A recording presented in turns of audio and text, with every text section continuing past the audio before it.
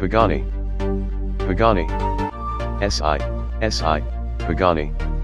After 14 years as the auto industry's house of Faberge, Pagani Automobili has built the paltry sum of 132 cars, just shy of Ferrari's output every 2 weeks.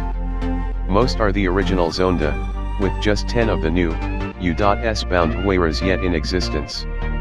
Judging from the interrogations we received while stuck behind a massive wreck on the Autostrada only 10 minutes from Pagani's Medina, Italy, headquarters, that's not enough to sear the brand into the consciousness of the locals, who are accustomed to seeing Ferrari, Lamborghini, Maserati, and Ducati test vehicles tearing up their streets. Horatio Pagani's customers in all-hands meeting wouldn't make a decent lunch rush at a Denny's don't seem to mind the brand's obscurity.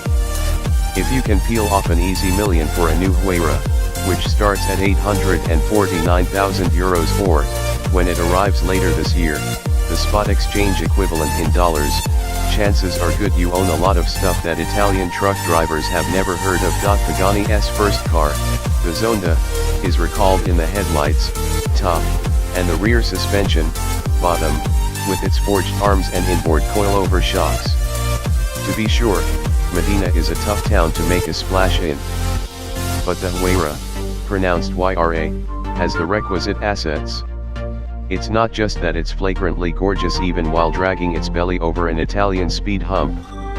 Or that it is adorned with fascinating details, from its soybean sprout mirrors to the 4 titanium inconel piece hooters in back. Or that the carbon fiber's clear coat looks deep enough to do 10-meter platform dives into.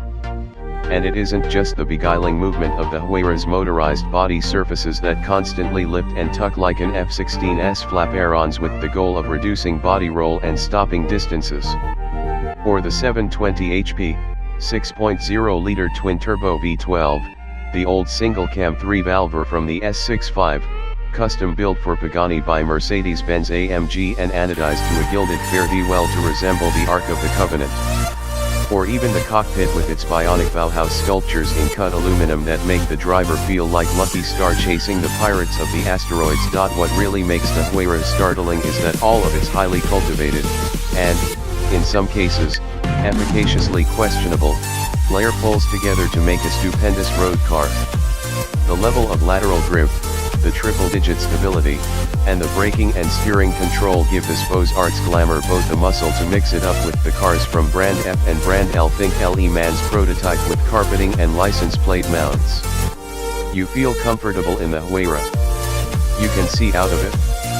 Even if the gauges with their finely etched numerals aren't easy to read in daylight, you are going fast very quickly, probing the lofty limits of the chassis' relentless neutrality as the super-boosted Benz V12 whiz bangs through each terrifying, scenery-smearing blast.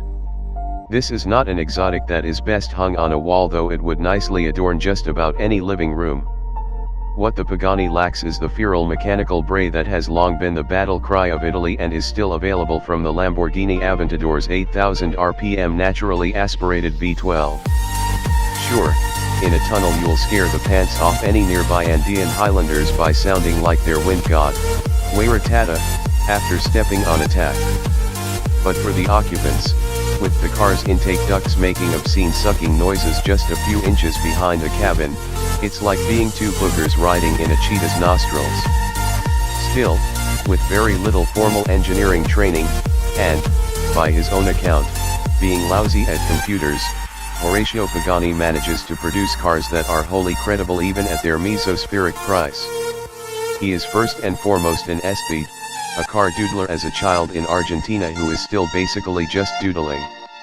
Leonardo da Vinci is his lodestar, and stacked behind Pagani's desk are volumes on the Renaissance master's fusion of engineering and art. Pagani, 57, who arrived in Italy in 1982 bearing letters of introduction from the great Grand Prix champion Juan Manuel Fangio, made his fortune in carbon fiber, first running Lamborghini's composites shop, then as an independent contractor to the military and aerospace industries. His primary technology boast has been in reducing the ratio of resin to carbon fiber in finished pieces, taking the binder down to about 30%, thereby making components lighter without compromising strength. Thus, You'd expect the Huayra to be a magnum opus in the black blanket department, and it is. There are 15 different types of carbon fiber aboard, including $500 per square yard carbo titanium, which has hair-like strands of the silvery metal woven in for extra strength. 5 sheets, each only 1 mm, 0.04 inch, thick, are molded together to form the walls of the central tub. Pagani also likes to talk at length about the car's aerodynamics, said to have been whittled down to a slippery 0.31, flaps down, drag coefficient in a Mercedes wind tunnel. The movable ailerons at each corner come online at 50 miles per hour, independently rising according to speed, lateral G, and steering input in order to stem lift, increase inside downforce in corners, and counteract body roll. Under braking, they flip up to max to act as air brakes. From the driver's seat, you can just see the flaps when they're at full extension.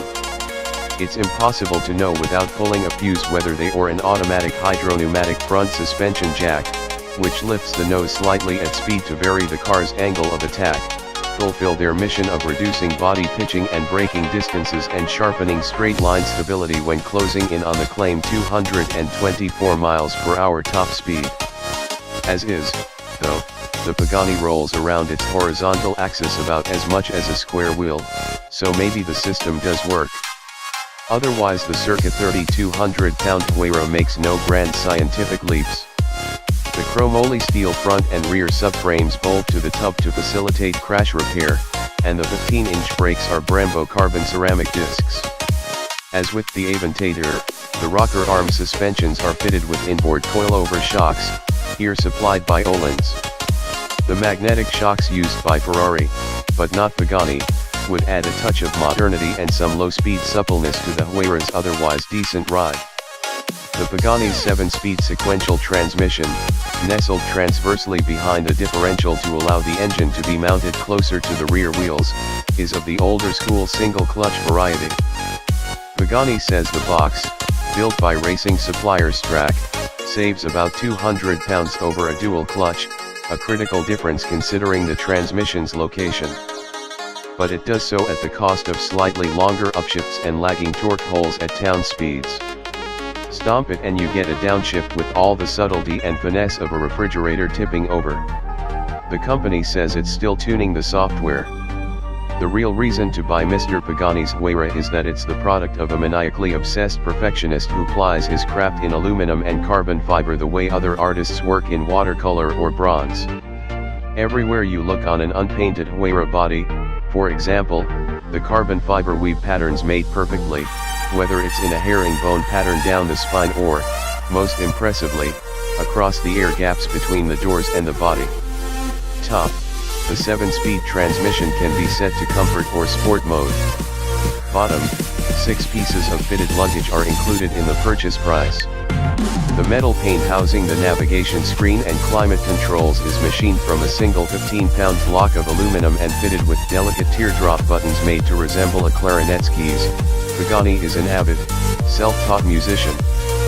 The ignition key is an approximately 4-inch long model of the Huayra milled in aluminum that costs the company $3,700. Future restorers take note, the dozens of grade 7 titanium bolts in the rear suspension, which run Pagani $98 each and are part of the $37,000 in bespoke titanium hardware in the car, are indexed with all of their laser-etched Pagani logos facing up. R&D director Andrea Galletti, who for some years punched a clock on Ferrari's F1 team, showed me acceleration traces from a test car that indicate 3.3 seconds for 60 miles per hour and lateral acceleration through a constant radius corner of 1.5 Gs. Of course, it's not a valid performance number until it's recorded by our equipment, but from the data, it's clear that more work is needed in the launch control and the 1-to-2 upshift, where the acceleration line droops painfully. Galletti estimates the car is capable of 3.0 seconds to 60. It had better be, considering the Aventador does that, weighs 1,000 pounds more, and costs less than half as much. The Huayra should do it with a target launch RPM of 3,500 RPM, says Galletti, possibly in second gear to take advantage of the AMG's 738 pound-feet of torque and avoid the 1-2 upshift at 58 miles per hour. Second gear tops out at 75 miles per hour at the 6,000 RPM red line. Pagani's PR man, the fabulously named Luca Venturi, promises us a testing opportunity in the US this fall. During our visit, Pagani's number 133, 134, and 135 were in the final assembly room, exactly where they had been for a couple of months. It takes the company's 53 workers about 3 months to assemble one Huayra in a factory no larger than your typical lawnboy dealership.